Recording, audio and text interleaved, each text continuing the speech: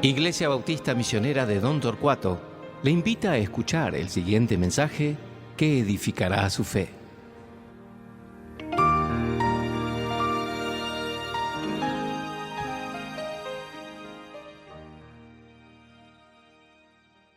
Muy buenos días, hermanos, espero que todos estén disfrutando de estas Pascuas en familia, que puedan estar recordando el sacrificio y la resurrección de nuestro Salvador. Quiero agradecer personalmente a Pastor Reinaldo por darme la invitación a predicar. La semana que viene vamos a seguir disfrutando del libro de Primera de Corintios, pero hoy, aprovechando esta época tan especial del año, me gustaría recordar, como dije al comienzo, el sacrificio, la muerte y la resurrección de nuestro Señor Jesús.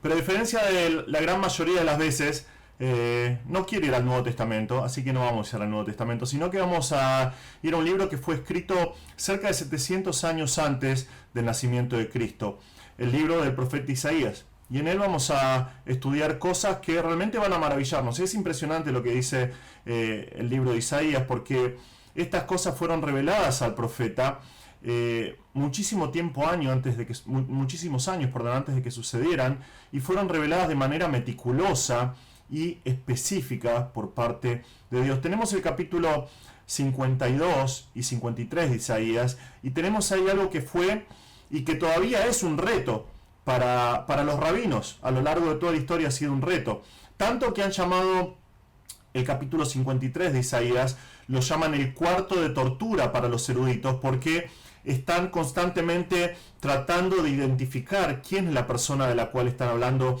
esos pasajes, porque realmente nosotros que conocemos al Señor, aparte de Cristo, nada ni nadie puede cumplir con las palabras proféticas que leemos en estos textos.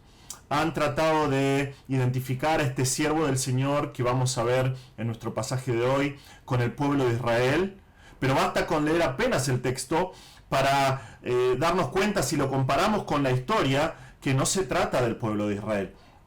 Otros piensan que se trata de Isaías mismo, que Isaías está hablando acerca de sí mismo, pero el profeta, por piadoso que haya sido, que era un hombre piadoso y un hombre de Dios, no califica para identificarse con estos versículos.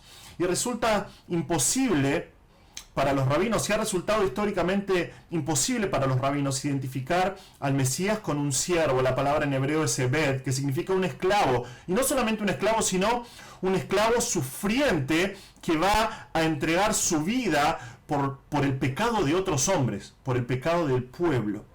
Pero la historia nos muestra a Jesús. Y Jesús cumple con estos pasajes al detalle. Jesucristo fue una persona histórica, y que Jesucristo fue una persona histórica es algo que nadie, absolutamente nadie puede discutir. Realmente uno tiene que dejar de lado la lógica, tiene que volverse un ciego intelectual, tiene que dejar de lado docenas de documentos históricos, documentos cristianos, documentos seculares que hablan de la existencia de un hombre llamado Jesús de Nazaret, que vivió hace 2000 años atrás entre Jerusalén y Galilea, y murió crucificado luego de un juicio en las afueras de Jerusalén en el tiempo de la Pascua judía. A modo de anécdota, les cuento lo siguiente. Una vez estaba compartiendo el Evangelio con uno de mis sobrinos que no conocía al Señor ni había leído la Biblia, y le leí Isaías 53 sin darle detalles acerca del tiempo que fue escrito y cosas por el estilo. Cuando terminó de leer lo que dice Isaías 53, le pregunté: ¿de quién pensás que habla este pasaje? Automáticamente me dijo: es Jesús. Es Jesús. Y cuando le dije: esto fue escrito 700 años antes de que naciera Cristo, él quedó maravillado. Fue una oportunidad increíble de poder compartir el Evangelio, de poder mostrarle la confianza que podemos tener en la palabra de Dios. Y es que tenemos ante nosotros un pasaje que nos muestra en mayor profundidad, tal vez con la mayor profundidad que todos los pasajes, otros pasajes de la palabra de Dios, acerca de los sacrificios, de los detalles del sacrificio vicario del Mesías que tenía que venir a Israel. En estos pasajes nosotros tenemos absolutamente todo. Tenemos detalles acerca de su persona, detalles del rechazo que sufrió el Mesías, tenemos detalles del castigo y muerte, detalles de su resurrección, su exaltación. Tenemos en detalle la razón por la cual el siervo de Dios atravesó todas estas cosas. Y todo esto escrito 700 años antes de que sucediera. Esto es asombroso. Lo que tenemos frente a nosotros es una prueba contundente de la inspiración de la palabra de Dios. La palabra de Dios, la Biblia que tenemos en nuestras manos, es producto de la inspiración divina. Solo aquel que declaró en Isaías 46, acordaos de las cosas pasadas de los tiempos antiguos, porque yo soy Dios y no hay otro Dios y no hay nada semejante a mí, que anuncio lo por venir desde el principio y desde la antigüedad lo que aún no era hecho, que digo mi consejo permanecerá y haré todo lo que quiero. Este es nuestro Dios, el que inspiró la palabra de Dios y puede decirnos las cosas que van a suceder antes de que sucedieran, y es lo que dice nuestro Dios en nuestro texto de Isaías 52:13 hasta el 53, todo el capítulo de Isaías 53:12. Dice así: he aquí que mi siervo será prosperado, será engrandecido y exaltado, y será puesto muy en alto. Cómo se asombraron de ti muchos, de tal manera fue desfigurado de los hombres su parecer, y su hermosura más que la de los hijos de los hombres. Así asombrará él a muchas naciones, y los reyes cerrarán ante él la boca, porque verán lo que nunca les fue contado, y entenderán lo que jamás habían oído. ¿Quién ha creído a nuestro anuncio? ¿Y sobre quién se ha manifestado el brazo de Jehová? Subirá cual renuevo delante de él, y como raíz de tierra seca, no hay parecer en él ni hermosura. Le veremos más inatractivo para que le deseemos. Despreciado y desechado entre los hombres, varón de dolores, experimentado en quebranto. Y como que escondimos de él el rostro, fue menospreciado y no lo estimamos. Ciertamente él llevó nuestras enfermedades y sufrió nuestros dolores. Y nosotros le tuvimos por azotado, por herido de Dios y abatido. Mas él herido fue por nuestras rebeliones, molido por nuestros pecados. El castigo de nuestra paz fue sobre él, y por su llaga fuimos nosotros curados. Todos nosotros nos descarriamos como ovejas, cada cual se apartó por su camino, mas Jehová cargó en él el pecado de todos nosotros. Angustiado él y afligido, no abrió su boca. Como cordero fue llevado al matadero, y como oveja delante de sus trasquiladores, enmudeció y no abrió su boca. Por cárcel y por juicio fue quitado, y su generación, ¿quién la contará? Porque fue cortado de la tierra de los vivientes, y por la rebelión de mi pueblo fue herido. Y se dispuso con los impíos su sepultura, mas con los ricos fue en su muerte, aunque nunca hizo maldad, ni hubo engaño en su boca. Con todo eso, Jehová quiso quebrantarlo, sujetándole a padecimiento. Cuando haya puesto su vida en expiación por el pecado, verá linaje, vivirá por largos días, y la voluntad de Jehová será en su mano prosperada. Verá el fruto de la aflicción de su alma y quedará satisfecho. Por su conocimiento justificará mi siervo justo a muchos, y llevará las iniquidades de ellos. Por tanto, yo le daré parte con los grandes, y con los fuertes repartirá despojos, por cuanto derramó su vida hasta la muerte, y fue contado con los pecadores, habiendo él llevado el pecado de muchos y orado por los transgresores. Impresionante pasaje, y vamos a comenzar viendo en nuestro pasaje la presentación del siervo del Señor. Dios nos presenta acá a su agente. Vemos en versículos 13 al 15 de Isaías 52 que Dios presenta a su agente, a su enviado. Y vemos que dice: he aquí mi siervo será prosperado, será engrandecido y exaltado, y será puesto muy en alto. Dios presenta a su enviado y lo hace llamando la atención. Dice: he aquí, esa palabra se usa para apuntar a alguien o apuntar a algo. En otras palabras, Dios está diciendo: miren, presten atención, y él apunta a su Ebed, su siervo. La palabra literalmente significa esclavo. Es la palabra que equivale al dulos del griego del Nuevo Testamento. Es un esclavo, es un siervo. Pero este siervo es diferente. No es un esclavo común y corriente. En este tiempo, en tiempos de la antigüedad, un esclavo no tenía derechos. No había nada deslumbrante en él. Algunos podían llegar a estudiar, algunos podían tener cierto tipo de autoridad sobre otros esclavos, pero en general eran personas sin derecho. No tenían nada de majestuoso en su persona, pero este siervo es diferente. Era alguien que un esclavo, perdón, era alguien que estaba sometido a los deseos de su amo. Sin embargo, cuando el Señor nos presenta a su siervo, este siervo, Dios dice que será prosperado, será engrandecido y exaltado y será puesto muy en alto. Estas palabras son muy importantes porque describen características únicas de la persona de la que se está hablando. Y por lo tanto nos ayudan a identificarlo. Solamente hay otro lugar del libro de Isaías que usa dos de estas tres palabras, más el concepto de ser puesto muy en alto. O sea que tenemos dos de estas palabras y el mismo concepto de ser entronado, ser puesto muy en alto. Y es cuando Isaías tiene su visión del Señor en Isaías 6. Cuando dice versículos 1 al 3, en el año que murió el rey Usías, vi yo al Señor sentado sobre su trono, alto y sublime, y sus faldas llenaban el templo. Una nota acá, alto y sublime, hacen referencia a la persona, al Señor que era alto y sublime, no al trono. Entonces ve a el Señor alto y sublime sentado sobre su trono. Por encima de él había serafines, cada uno tenía 6 alas, con 2 cubrían sus rostros, con 2 cubrían sus pies, y con 2 sus alas, y con 2 alas volaban, y el uno al otro daba voces diciendo: Santo, Santo, Santo, Jehová de los ejércitos, toda la tierra está llena de su gloria. Tenemos al Señor alto y sublime, sentado en su trono, y en Isaías 6, y acá en Isaías 52, 11, es el siervo del Señor, es engrandecido, exaltado y puesto muy en alto. Se trata de la misma persona. ¿Por qué va a ser exaltado y engrandecido entonces? Porque ese es el lugar que le corresponde. Este siervo no es alguien común y corriente. Nosotros en nuestro ministerio de jóvenes mayores, en la iglesia de Don Torcuato, que llamamos Impacto, estamos estudiando el Evangelio de Juan. Hace un poco más de un año que venimos estudiando el Evangelio de Juan, versículo por versículo, así que voy a estar haciendo referencia a varios pasajes de este libro durante el mensaje, porque es un libro con el cual estoy familiarizado. Pero en Juan 12, el apóstol hace referencia a nuestro texto de hoy y hace referencia a Isaías 6. Y en versículo 41 de Juan 12, dice que, hablando acerca de Jesús, dice que Isaías dijo esto cuando vio su gloria y habló acerca de él. El Señor que Isaías vio en su visión es Dios.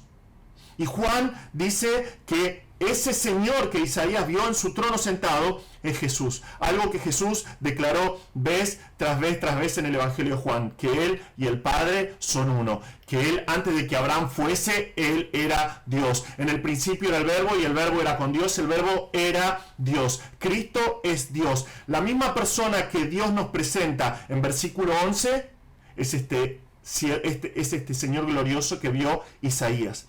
Este siervo de Isaías 52 y 53 no es otro que Jesucristo, es Dios hecho hombre. Esto es sorprendente. Y también vemos en las primeras palabras de esta profecía una manifestación de la soberanía total de Dios, de la victoria final de Dios. Antes de que nosotros veamos las cosas que el siervo del Señor va a atravesar, sabemos que Él va a ser prosperado, que Él va a tener un fin bueno, que Él va a tener un final exitoso en lo que va a hacer. Dios va a hacer que Él sea prosperado. Todo va a salir de acuerdo a la voluntad soberana de Dios.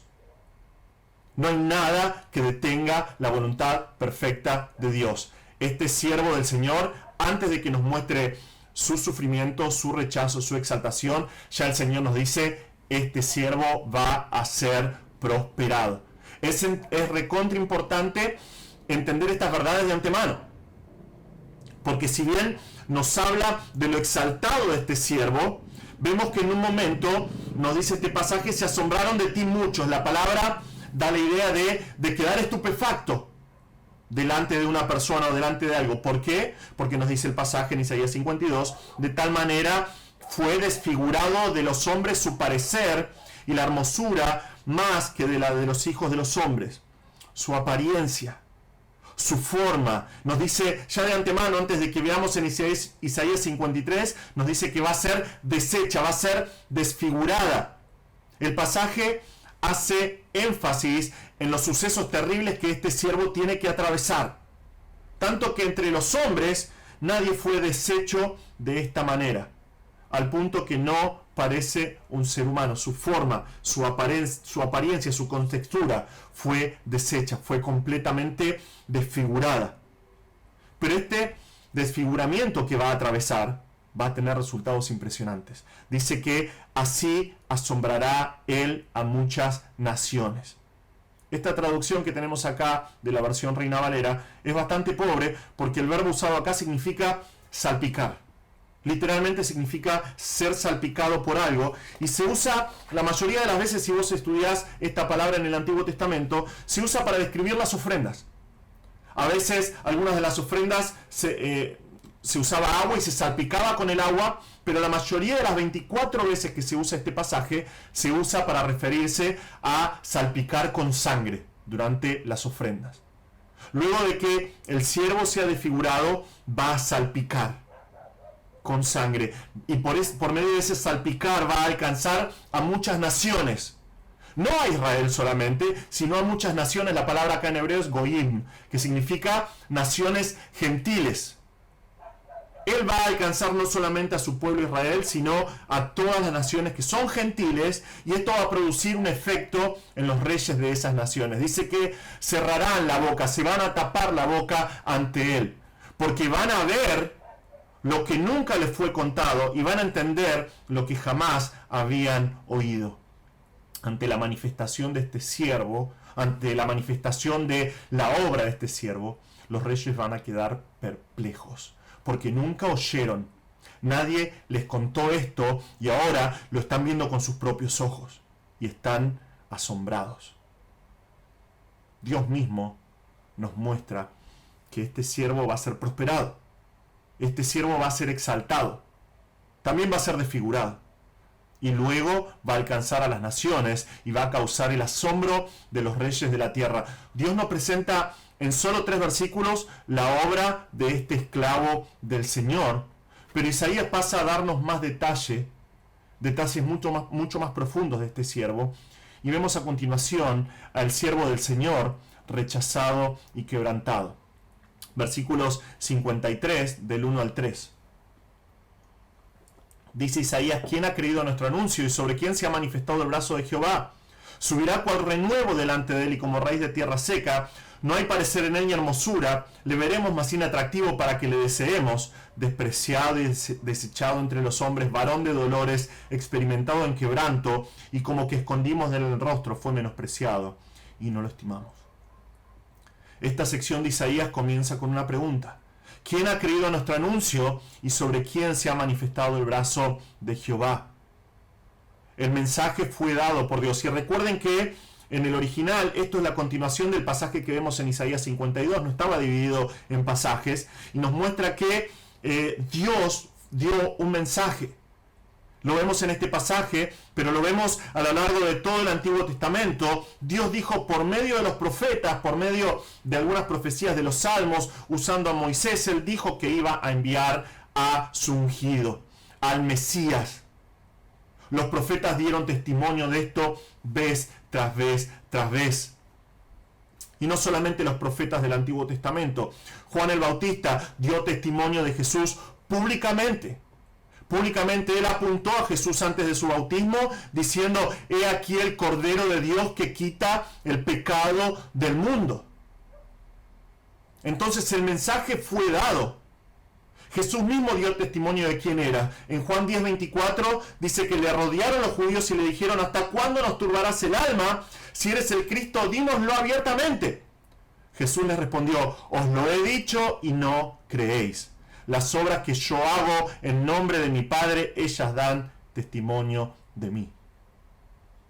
Juan el Bautista lo dijo claramente. Él anunció, él fue el precursor. Él dijo de antemano que el Cristo, el Mesías esperado por Israel, estaba viniendo. Y vino Jesús. Y fue bautizado por Juan el Bautista y comenzó su ministerio terrenal, cerca de sus 30 años. Pero ellos no creyeron. Ellos no creyeron. Las obras de Cristo fueron evidentes. Él hizo muchas señales. Él dio con sus palabras una manifestación del poder de Dios, pero ellos no vieron lo que dice la segunda parte de esta pregunta: ¿sobre quién se ha manifestado el brazo de Jehová? Este siervo que iba a venir es la manifestación visible del poder de Dios. Se mostró entre los suyos, el pueblo de Israel, los judíos. Mostró su autoridad por medio de sus palabras. Mostró su poder, el poder de Dios, por sus milagros. Pero aún así lo rechazaron. Una y otra vez. Una y otra vez lo rechazaron. No quisieron creer. Este pasaje nos muestra que este siervo creció, nos dice que crece delante de él, crece delante de la presencia de Dios, ante los ojos de Dios, como un renuevo. O sea, como un brote, la palabra significa un brote tierno que de a poco crece de la tierra. Dios lo vio como un renuevo, como una plantita tierna creciendo de a poco. Pero a la vista de los demás, fue como raíz de tierra seca, una raíz que apenas se ve, que está creciendo en medio de tierra árida, que no tiene nada digno de exaltar. Algo sin valor, algo para no prestarle atención. Nos dice acá que no hay parecer en él, ni hermosura le veremos, mas sin atractivo para que le deseemos. Algunos piensan que esto significa que Jesús era feo. No necesariamente significa esto. Lo que significa es que no hay nada interesante en él.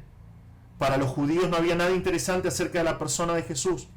Los judíos, no encontraron algo digno de admiración en Jesús, nada majestuoso, nada de interés en su persona.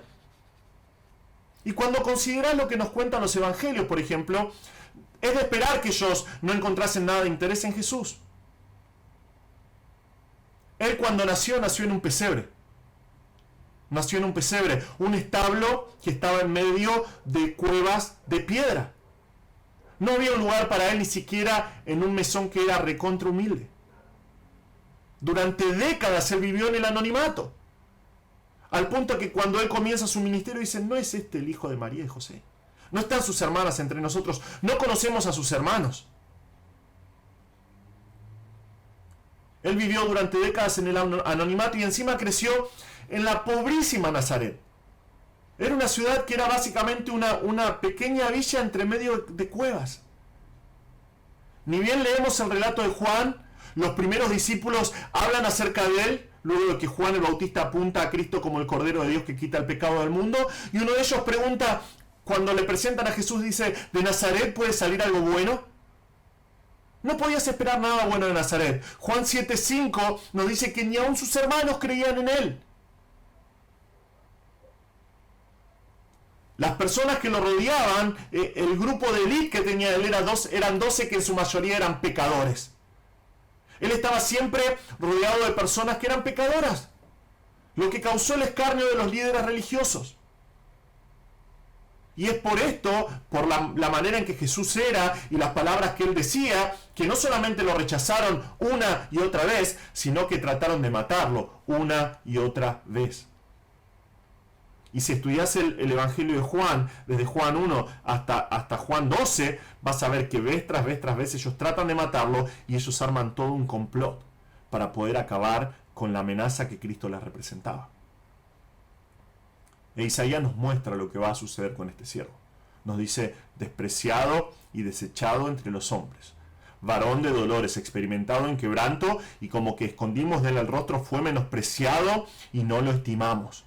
Fue tomado con desdén, con desprecio.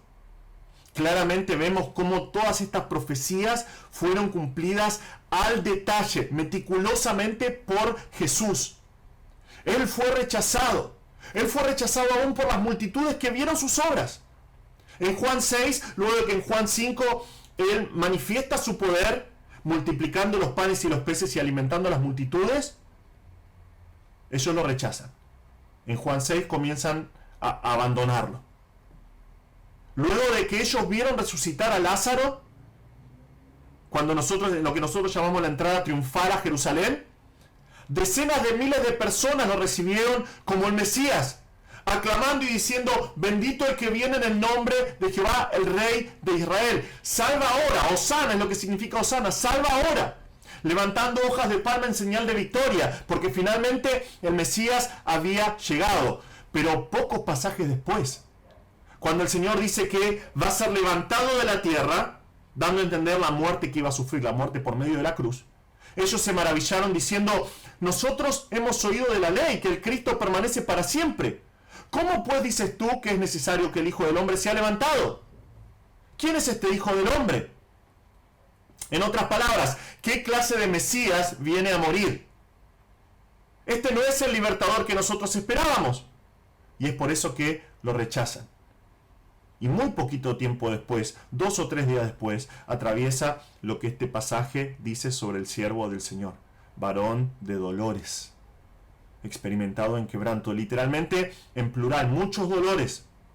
Dolores tanto físicos como mentales. Algo que vamos a ver en detalle en el próximo punto. Él fue alguien que experimentó en persona la pena y el quebranto. Su persona, su cuerpo fue deshecho por los hombres. Fue abandonado aún por sus discípulos. Fue clavado a una cruz y él colgó de esa cruz en la más profunda soledad. Vean la declaración de la profecía. Y como que escondimos de él el rostro. Fue menospreciado y no lo estimamos.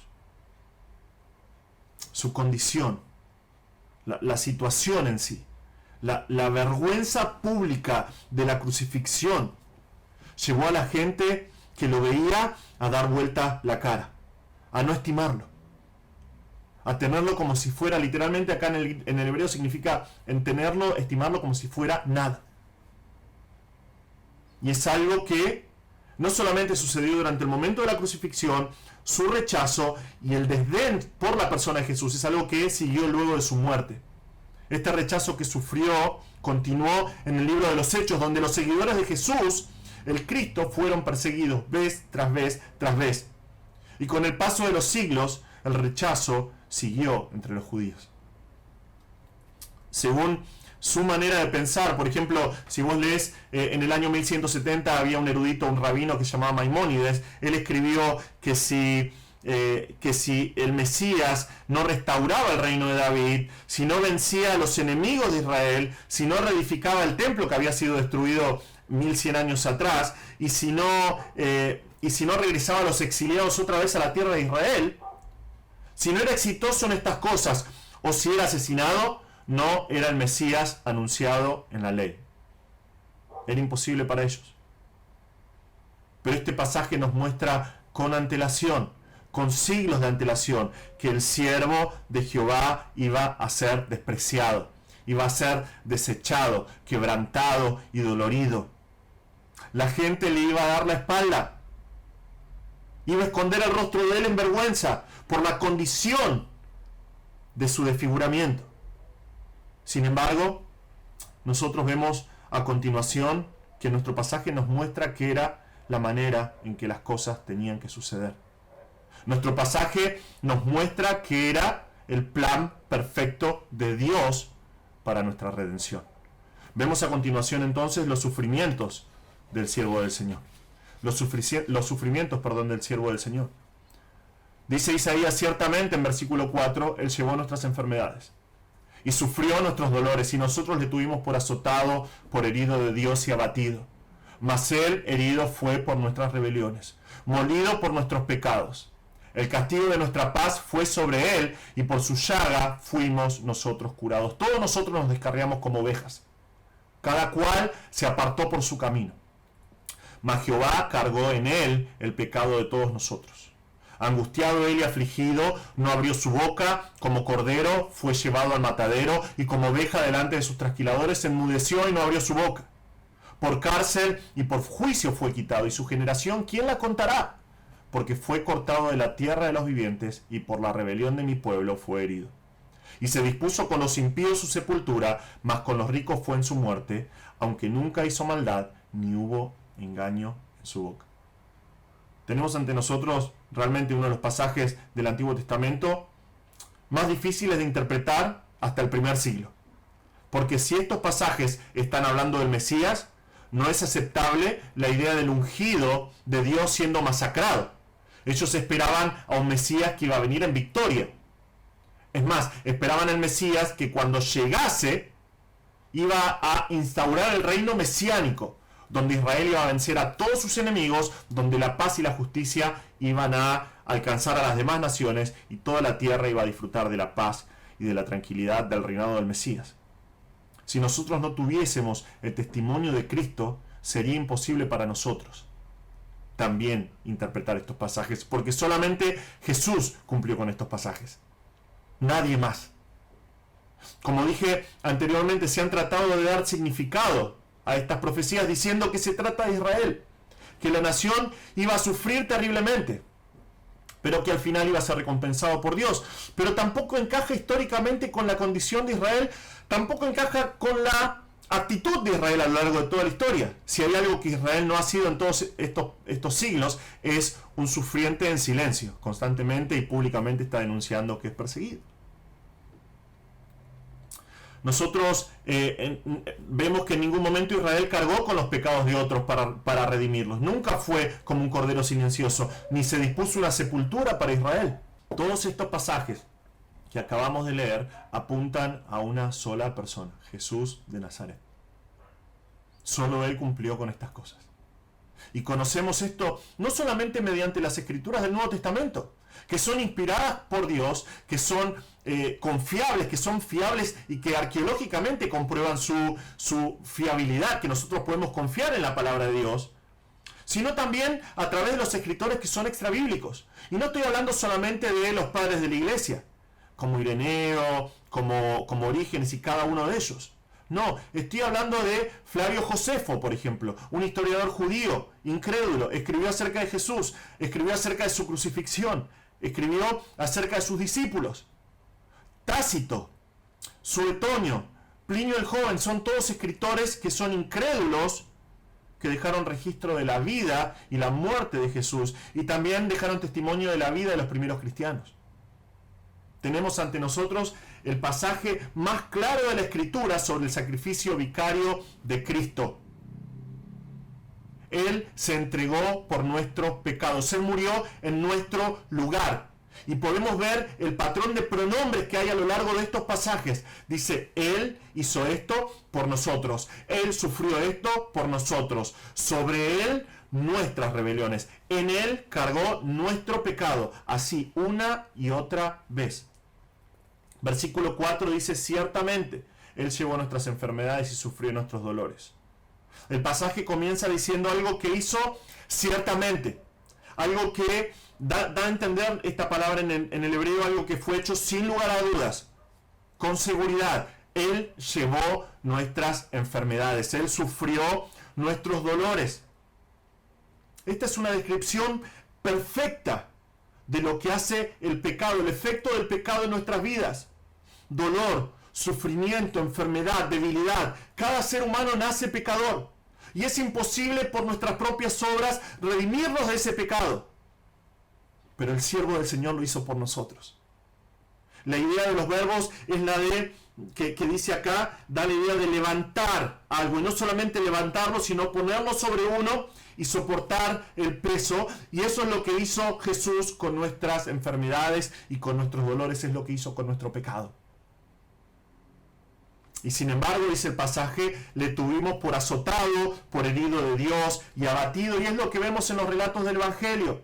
Mientras el Señor estaba colgando en sufrimiento en esa cruz, Mateo 27, por ejemplo, nos dice que los que pasaban le injuriaban meneando la cabeza, como diciendo, y diciendo, tú que derribas el templo y en 3 días lo reedificas, sálvate a ti mismo si eres hijo de Dios, desciende de la cruz. De esta manera también los principales sacerdotes, escarneciéndole con los escribas y los fariseos y los ancianos, decían, a otro salvó, a sí mismo no se puede salvar. Si es el rey de Israel, descienda ahora de la cruz y creeremos en él. Confío en Dios, líbrele ahora si le quiere, porque ha dicho, soy hijo de Dios. Los líderes religiosos también se burlaban de él y decían, está siendo castigado por Dios. Y no solamente eso, lo mismo le injuriaban también los ladrones que estaban crucificados con él. Todos los que vieron a Jesús en la cruz pensaron lo mismo, que él estaba recibiendo un castigo justo por hacerse a sí mismo hijo de Dios, por ser un blasfemo que creía que era Dios hecho hombre. Y la razón por la cual está colgando en esa cruz es, según lo que dice nuestro pasaje, porque Dios mismo lo golpeó, lo aplastó, lo humilló. Pero ellos no podían estar más equivocados. Ellos realmente estaban equivocados y pagaron con su destino eterno. Nuestro pasaje nos dice: mas él herido fue por nuestras rebeliones, molido por nuestros pecados. Palabras muy, muy fuertes. Él fue herido, literalmente, él fue profanado. Él fue profanado por nuestras rebeldías. Porque nosotros desobedecimos conscientemente lo que dice Dios. También tiene la idea de que él no solamente fue profanado, sino que fue herido fatalmente. Él recibió una herida de muerte. Él fue aplastado, fue molido, fue quebrantado por nuestras depravaciones. No solamente por nuestras rebeldías, sino por las cosas que están en lo más profundo de nuestro corazón. Cosas que son depravadas, cosas que van en contra de la pureza y la justicia de Dios. Ese fue el precio que el siervo del Señor pagó. Él fue sometido a un castigo. La palabra se usa para condenar a una persona por un delito que viene después de un juicio. Dios juzgó, lo que nos muestra acá es que Dios juzgó a su siervo y lo castigó. Pero fue el castigo de nuestra paz sobre él. El precio que pagó, el castigo que él soportó fue para que nosotros podamos tener paz con Dios. Nuestro pecado nos pone en enemistad contra Dios, sin embargo, él soportó el castigo para que nosotros no tengamos que hacerlo. Él, por medio de su sacrificio, compró nuestra paz. Y por su llaga, por sus heridas, fuimos nosotros curados. Él nos sanó de la maldición del pecado por sus heridas. Él sanó nuestras enfermedades por medio de sus heridas. Nosotros necesitábamos que esto sucediera, porque el hombre en su naturaleza no busca a Dios, todo lo contrario. Y estos pasajes lo demuestran claramente. Cuando una persona te dice: yo busqué a Dios toda mi vida, es un mentiroso. Cuando dice: yo estaba buscando fervientemente a Dios, es un mentiroso. A menos que Dios comience la obra en el corazón del hombre, el hombre en su propia naturaleza no busca a Dios. Y es lo que dicen estos pasajes. Todos nosotros nos descarriamos como ovejas. Cada cual se apartó por su camino, mas Jehová cargó en él el pecado de todos nosotros. No puede haber una mejor ilustración. Las ovejas por sí solas están perdidas. Necesitan un guía. Necesitan alguien que las guíe hacia un lugar de protección, si no están muertas. Está en la naturaleza de la oveja. Si vos dejas ovejas solas en el campo, van a andar perdidas, errantes. Está en su naturaleza, hasta que mueren. Mueren por los peligros, mueren por los animales que son depredadores, mueren por su propia estupidez, porque quedan enganchadas en arbustos y se mueren de hambre y de sed. Si se tropiezan y se caen y quedan dadas vueltas, literalmente se mueren porque no saben darse vueltas solas. Necesitan a alguien que las guíe. Cada ser humano es igual. Anda errante por este mundo, siguiendo su propio deseo, alejados cada vez más de Dios, sin esperanza, sin ayuda. Así estábamos cada uno de nosotros. Sin embargo, Dios puso sobre su siervo todos, el pasaje dice, todos nuestros pecados. Absolutamente todos nuestros pecados, y murió. Y murió angustiado y afligido, y no abrió su boca. Como cordero fue llevado al matadero, y como oveja delante de sus trasquiladores enmudeció, y no abrió su boca. Yo trabajé varios años como carnicero. Y trabajar de carnicero muchas veces, cuando tenés que ir a comprar mercadería, te hace ser partícipe de faenas, lugares en los cuales se sacrifican los animales para el consumo. Y participé de faenas de varios tipos de ganado, de todos ellos. Sin embargo, de todo lo que vi, es algo que me sorprendió. Solo las ovejas, solo los corderos van hacia la muerte en completo silencio. Y aún mientras el faenador clava su cuchillo y las mata, están en absoluto silencio, sin quejarse, sin mostrar ningún tipo de oposición. Esto es completamente distinto a las vacas, completamente distinto a los cerdos. El cordero va en silencio hacia su muerte. Y acá vemos al Cordero de Dios que en Juan 1 nos dice que quita el pecado del mundo, cargando el pecado de todas las ovejas errantes. Él cargó nuestros pecados en silencio. Él no abrió su boca delante de las personas que lo acusaban. Cuando lo acusaron, Él no abrió su boca. Cuando lo golpearon, Él no abrió su boca. Él cargó nuestros pecados. Completamente lo que dice nuestro pasaje acá, completamente oprimido por la situación. Totalmente humillado, pero humillado también por su propia voluntad, en obediencia y sumisión al Padre. Y lo hizo en absoluto silencio. Nos muestra la manera en que llegó a su sufrimiento. Versículo 8 nos dice que por cárcel y por juicio fue quitado. Y su generación, ¿quién la contará? Porque fue cortado de la tierra de los vivientes y por la rebelión de mi pueblo fue herido. Estas verdades realmente son abrumadoras. Y son más abrumadoras aún cuando leemos los registros del Evangelio. Cristo fue encarcelado. Cristo fue enjuiciado. La palabra de Dios nos cuenta específicamente y la arqueología comprueba todas estas verdades. Cuando nos dice que fue arrestado y estaba preso en la casa de Caifás, aún hasta el día de hoy podés ir a Jerusalén a la casa de Caifás y podés ver que en el subsuelo de su casa tenía una prisión. Cristo fue encarcelado, Él fue enjuiciado ante los líderes religiosos varias veces, ante Pilato 2 veces, ante Herodes 1 vez.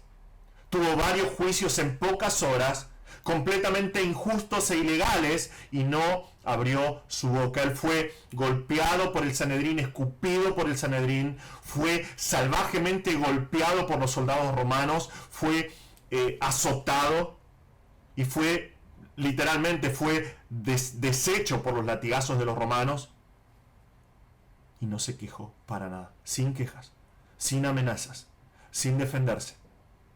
Pilato ordenó su crucifixión, y así Él fue cortado de esta tierra. La palabra significa cortar rápidamente en dos, cortar violentamente. Y es así como Él fue cortado de este mundo.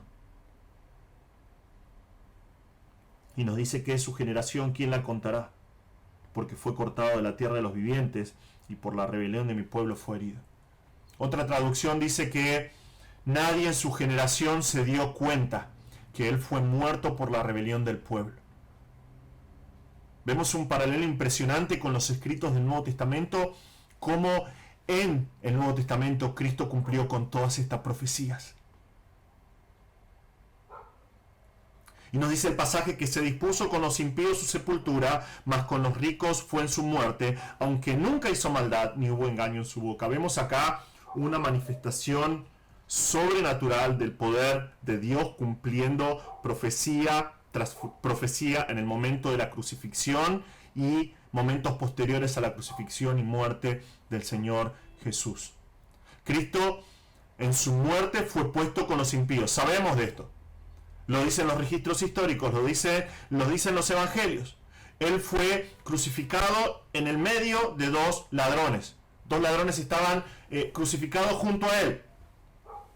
Al comienzo vemos que los dos ladrones lo injuriaban y de repente uno comienza a darse cuenta que esta persona no se está quejando, esta persona es diferente, esta persona no es un criminal.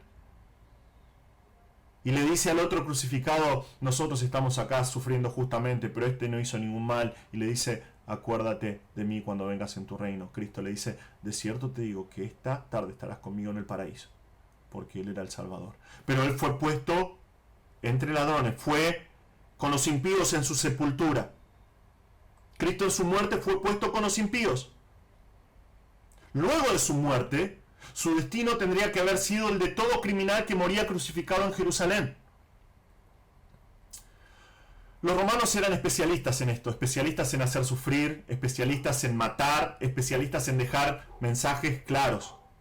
Los romanos dejaban que los muertos por crucifixión colgasen por varios días. Estos cuerpos estaban colgando en la cruz y entonces venían aves de rapiña y comían de estos cuerpos. Los animales carroñeros comían lo que podían alcanzar del cuerpo, específicamente de los pies.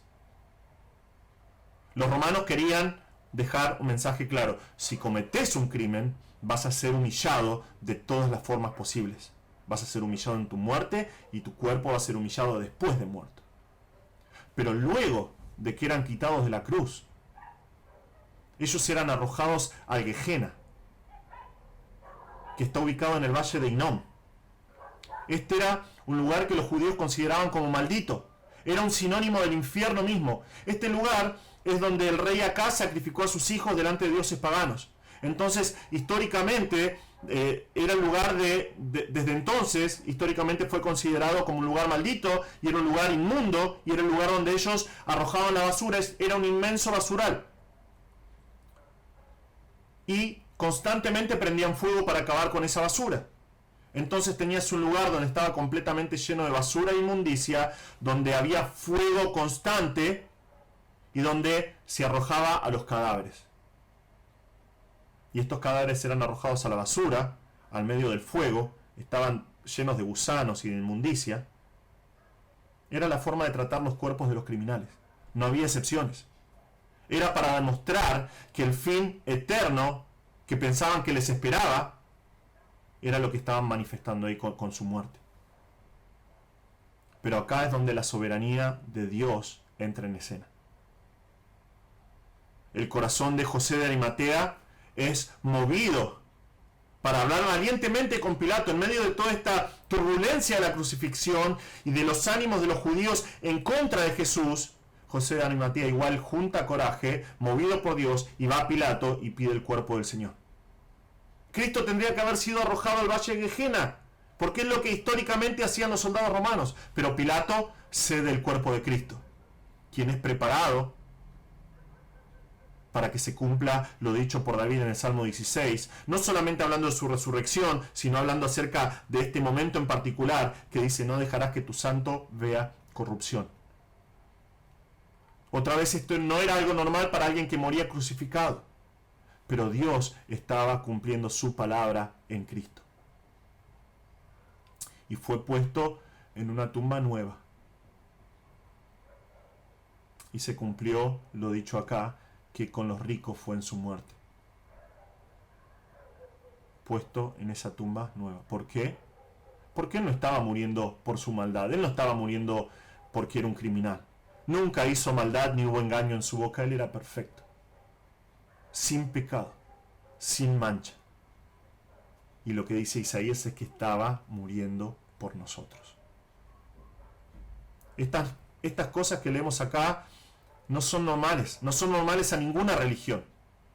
Que Dios se vuelva un siervo, que muera por los suyos, que muera cargando los pecados de los suyos. Al contrario, la gran mayoría de las veces el precio de la redención para las diferentes religiones es el sacrificio de otros.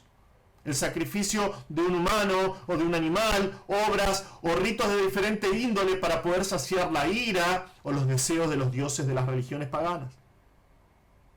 Aún algunas sectas cristianas que no son creyentes bíblicos en estos días de celebración y de memoria de la muerte de Cristo dejan de comer ciertas cosas. O tratan de llevar adelante ciertos ritos para cumplir con Dios, para tratar de agradar a Dios. Nada que ver con lo que nos enseñan estos pasajes. Cristo fue enviado por Dios para cargar con nuestros pecados sobre su persona. La Biblia nos muestra un mensaje completamente diferente a las religiones del mundo. Este siervo fue llevado a la muerte por la voluntad perfecta de Dios, con el propósito de redimir a los hombres. Y fue así. Él vino a morir y él murió.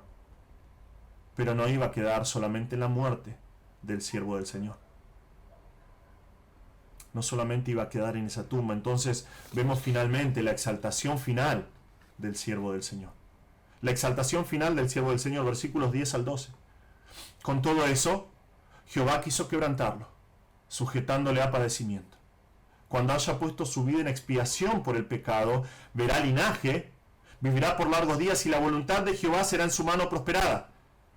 Verá el fruto de la aflicción de su alma y quedará satisfecho. Por su conocimiento justificará a mi siervo justo a muchos y llevará las iniquidades de ellos. Por tanto, yo le daré parte con los grandes y con los fuertes repartirá despojos. Por cuanto derramó su vida hasta la muerte y fue contado con los pecadores, habiendo él llevado el pecado de muchos y orado por los transgresores. Tenemos un recordatorio de parte de Dios en estos pasajes. Nos dice, con todo eso, Jehová quiso quebrantarlo, sujetándole a padecimiento. Fue Dios mismo que quebrantó a su Hijo. Esta traducción que nosotros tenemos acá no nos muestra lo profundo de estos pasajes. Literalmente nos dice en el hebreo que Dios se deleitó, que Dios encontró placer en aplastar a su siervo, en desmenuzar a su Hijo, en ponerlo bajo todo ese dolor.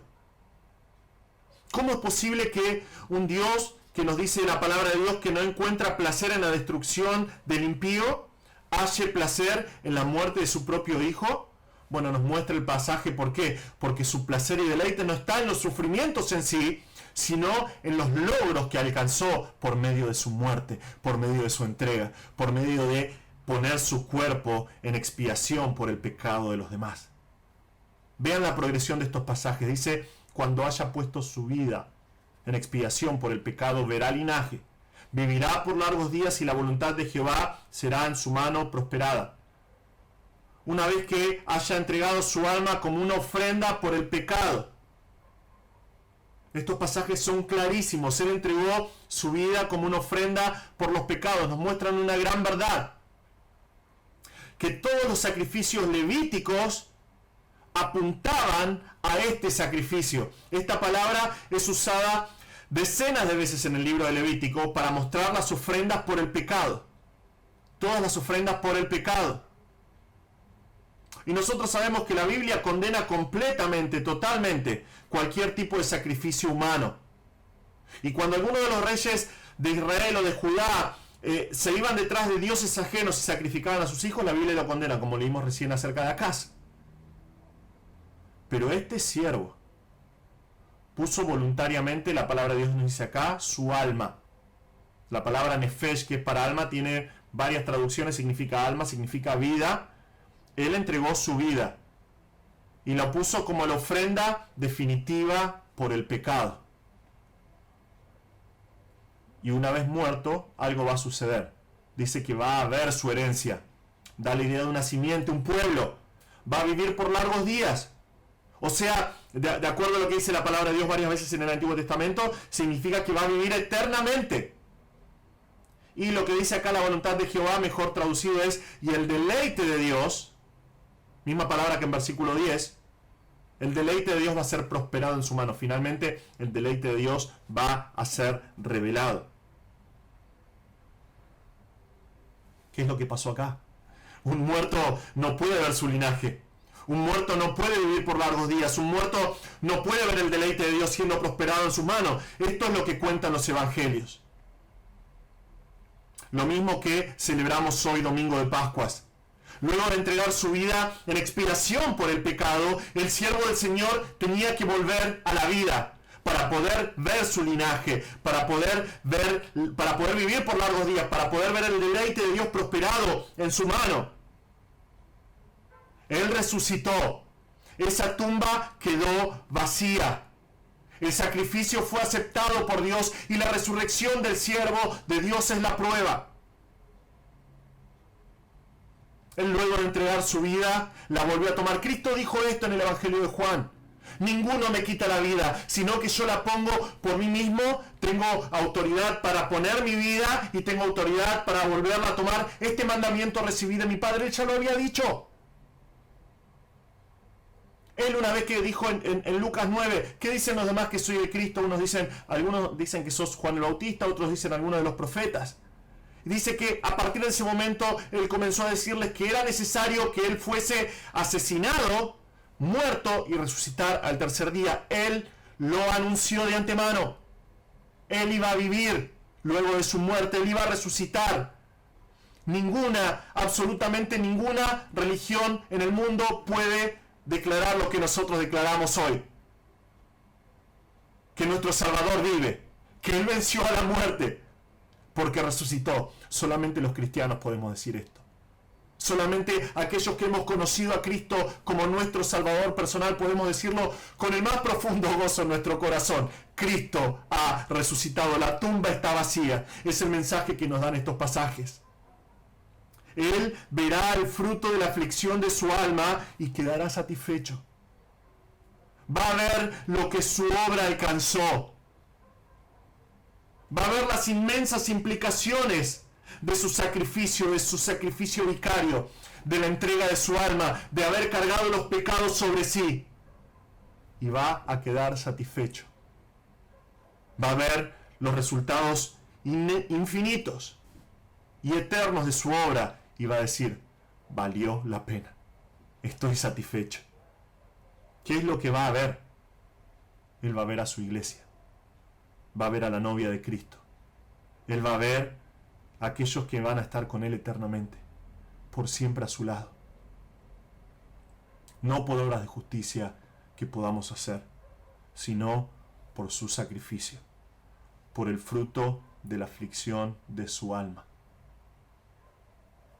Y lo que sigue a continuación puede tener dos significados en el hebreo, es bastante difícil de traducir, pero ambos significados son válidos en su interpretación. Algunos piensan que significa que con el conocimiento total e infinito que hay en el siervo, al ser Dios, con su conocimiento infinito y completo, Él va a justificar a muchos. Él va a hacer desaparecer los pecados de muchos. En otras palabras, Él sabe quiénes realmente creen en Él y los va a salvar, los va a justificar, va a hacer desaparecer sus pecados. Otros dicen que significa que por el conocimiento del siervo, cuando vos llegás a conocer a Cristo, cuando llegás a conocer la obra de Jesús en la cruz y crees en esa obra, es que sos justificado y que Él lleva tus iniquidades. Cualquiera de las dos interpretaciones está bien porque es lo que revela el plan de salvación. Cristo conoce a los suyos. Él sabe quiénes creyeron en Él. Y cuando una persona cree en Cristo, se apropia de lo que Él hizo en la cruz, cuando consideran su sacrificio como la paga perfecta de sus pecados, son justificados. Él lleva sus iniquidades. Finalmente, en nuestro pasaje es Dios que habla directamente y dice, por tanto, yo le daré parte con los grandes, y con los fuertes repartirá despojos, por cuanto derramó su vida hasta la muerte, y fue contado con los transgresores, con los pecadores, habiendo él llevado el pecado de muchos y orado por los transgresores. La palabra que vemos acá, hemos visto que Él justifica a muchos. Él morirá por muchos. Él va a hacer expiación por muchos. Va a llevar las iniquidades de estos muchos. Y la palabra para grandes en realidad significa eso en el hebreo. Significa muchos. Los muchos que son justificados. Dios le va a dar una herencia eterna al Hijo. El Hijo va a reinar. Y Él va a reinar junto a los muchos. Es lo que nos cuenta el Nuevo Testamento. Aquellos cuyos pecados Él cargó. Y va a ser para siempre. Acá nos da la idea de un rey que viene, que vence en batalla, que elimina a todos sus enemigos y finalmente puede disfrutar del botín. Y no solamente los disfruta con Él, sino que Él reparte a todos los muchos que lo acompañan ese botín. Y es exactamente lo que va a suceder. Y acá el pasaje nos dice que va a suceder porque Él cargó con nuestros pecados. Él vivió una vida perfecta. Él entregó su vida por los pecadores para atraerlos a Dios. Él derramó su vida hasta la muerte. Él sufrió la humillación de ser contado con los pecadores, habiendo llevado el pecado de esos pecadores, habiendo orado por esos transgresores. Y es por eso que Dios le va a dar una recompensa, no solamente a Él, sino a los muchos que Él justificó. Y es lo que nos enseñan no los evangelios, sino los pasajes de las epístolas y del libro de Apocalipsis. Un día Cristo va a regresar. Apocalipsis 19 nos cuenta eso mismo. Ya no va a volver en humillación. Ya no va a volver como un cordero yendo al matadero. Ya no va a volver siendo el humilde carpintero de Nazaret. Él va a venir en juicio contra todos aquellos que lo rechazan. Él va a venir a hacer guerra contra los incrédulos. Él, de la misma manera que cumplió con esta profecía que leemos hoy al detalle hace 2000 años atrás, va a cumplir lo que falta a esta profecía cuando Dios le dé parte con los grandes, cuando Dios le dé un botín para repartir, cuando Dios le dé un pueblo para sí. Cristo va a volver en gloria. Cristo va a regresar, no va a regresar en humillación, va a regresar como Rey de Reyes y Señor de Señores. Cristo va a volver pronto. La parte que falta de esta profecía se va a cumplir muy pronto. Cristo va a volver. El Señor que resucitó y dejó esa tumba vacía, muy pronto va a volver por nosotros. Muy pronto va a venir a inaugurar su reino en la tierra. Y nosotros vamos a reinar con Él, si vivimos para su gloria. Hermanos, en nuestro pasaje de Isaías encontramos grandes verdades sobre la obra de Cristo. Dios lo anunció 700 años antes de que sucediera. Él vino en humillación por nosotros. Se entregó a una muerte horrible, una muerte de sufrimiento terrible para cargar con los pecados que nosotros no podíamos cargar, para pagar una deuda que nosotros no podíamos pagar. Cristo murió y venció a la muerte. Y la tumba vacía es la prueba de su victoria. Esto es algo de lo que podemos dar testimonio las personas que tuvimos el privilegio de ir a Israel. Hay dos lugares, uno que está en una iglesia católica y otro que está en un lugar que es como histórico y arqueológico. Dice que cualquiera de las dos tiene posibilidades de ser la tumba real de Jesús, aunque posiblemente es donde está esta iglesia. ¿Sabes qué? Las dos, doy testimonio de eso porque estuve ahí, las dos están vacías. Cristo venció a la muerte. Él se levantó de entre los muertos. Él resucitó y está en gloria a la diestra del Padre. Y Cristo viene pronto. Que nosotros vivamos no solamente hoy, sino cada día de nuestras vidas vivamos para su gloria. Hasta el día de su regreso. Hasta que podamos verlo en toda su gloria. Que vivamos para Él.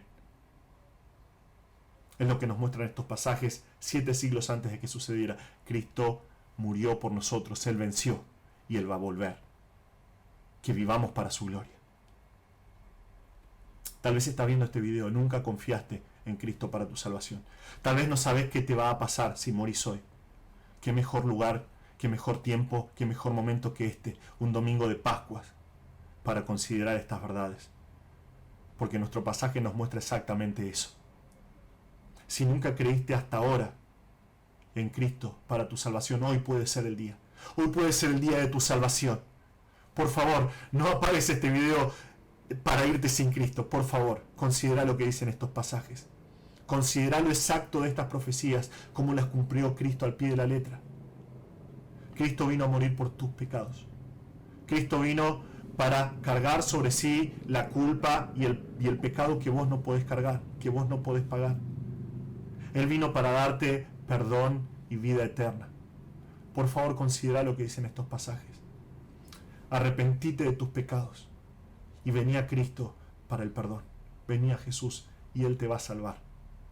Él te va a salvar porque es lo que prometió en su palabra.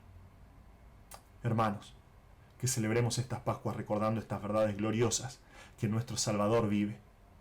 Él se entregó para nuestros pecados, Él murió por nuestros pecados, pero Él vive y pronto va a regresar.